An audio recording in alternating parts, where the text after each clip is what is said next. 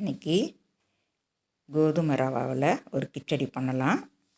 வாங்க சாப்பிட்லாம். கிச்சடி பண்ணி இந்த கிச்சடியை எப்படி பண்ணலாம் அப்படின்றத நம்ம பார்க்கலாம் வாங்க.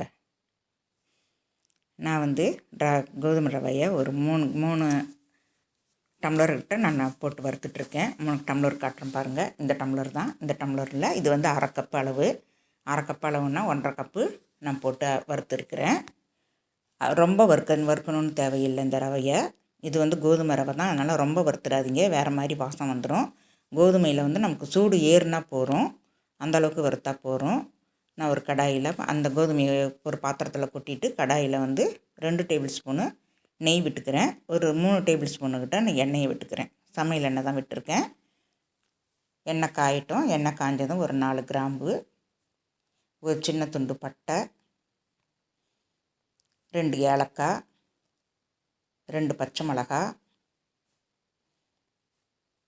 ஒரு கொத்து கருவேப்பிலை போட்டு நல்லா நம்ம வதக்கிக்கலாம். இதில் ஒரு மீடியம் சைஸ் வெங்காயம் 2 கட் பண்ணி போட்டிருக்கேன். பொடியாக கட் பண்ணிக்கோங்க. போட்டு நல்லா வதக்கிக்கலாம். இஞ்சி பூண்டு நான் போடலை. இஞ்சி மட்டும் நான் சின்ன சின்ன பீஸுங்களாக கட் பண்ணி போட்டிருக்கேன்.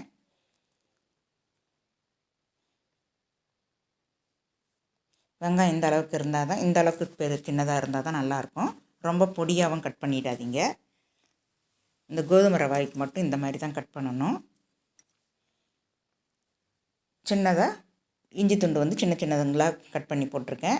இதில் ஒரு கைப்பிடி அளவுக்கு பீன்ஸை கட் பண்ணி போட்டிருக்கேன். ஒரே ஒரு கேரட்டும் சின்னதாக கட் பண்ணி போட்டிருக்கேன். இந்த அளவுக்கு சின்னதாக கட் பண்ணி போட்டுக்கோங்க. அப்போ தான் நமக்கு வெந்து வர்றதுக்கு நல்லாயிருக்கும். பெரிய சைஸாக போட்டிங்க அப்படின்னா ஒரு மாதிரி ஆகிடும். இதுக்கு தேவையான அளவு உப்பு போட்டுக்கலாம். நான் 1 டீஸ்பூன் அளவுக்கு நான் போட்டிருக்கேன். பத்தலை அப்படின்னா அப்புறமே போட்டுக்கலாம். 1 டீஸ்பூன் போட்டு நல்லா வதக்கிக்கோங்க. நல்லா வதங்கி வரணும். காய், வெங்காயம் எல்லாம் அதில் இருக்கிற பச்சை வாடையெல்லாம் போயிடணும். அந்த அளவுக்கு நல்லா வதக்கி எடுத்துக்கணும். கொஞ்சமாக மஞ்சத்தூள் போட்டிருக்கேன்.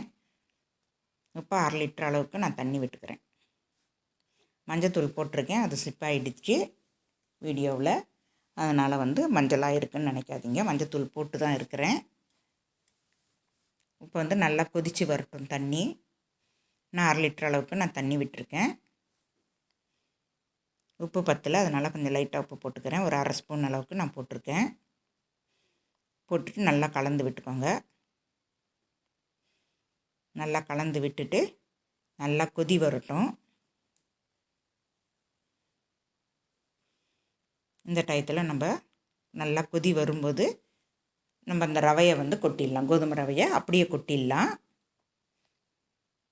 அப்படியே கொட்டிட்டு டக்குன்னு நம்ம கலந்து விட்டுக்கணும். இந்த மாதிரி தண்ணி நல்லா கொதிக்கணும். ஒரு வாட்டி தண்ணியை கலந்து விட்டுட்டு அந்த கோதுமை ரவையை அப்படியே போட்டுருங்க.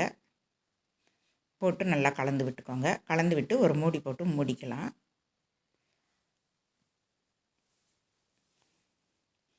ஒரு மூடி போட்டு மூடிட்டோம் அப்படின்னா அந்த மூடி இதில் நமக்கு நல்லா வெந்து வரும். நான் இந்த மூடி தான் நான் போட்டிருக்கேன்.